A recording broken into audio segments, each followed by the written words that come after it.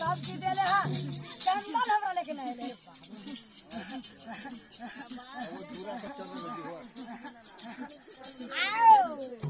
चंदन नहीं छै आओ तिलक ध्यान हम ना कइले रे बाबू हमरा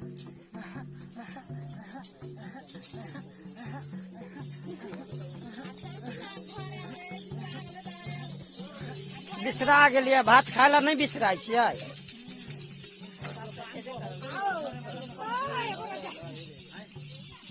केना ठीक छा ना नहायला तो नहा लगा जा नहाई पड़ी है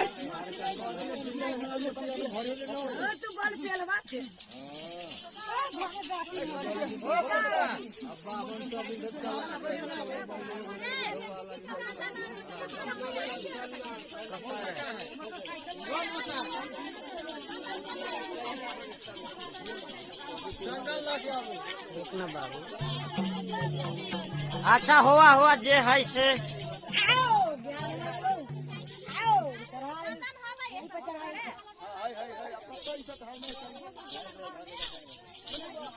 देखियो गोसाई बाबा आबि के पिता गेलखिन चंदन नहीं छै हिनका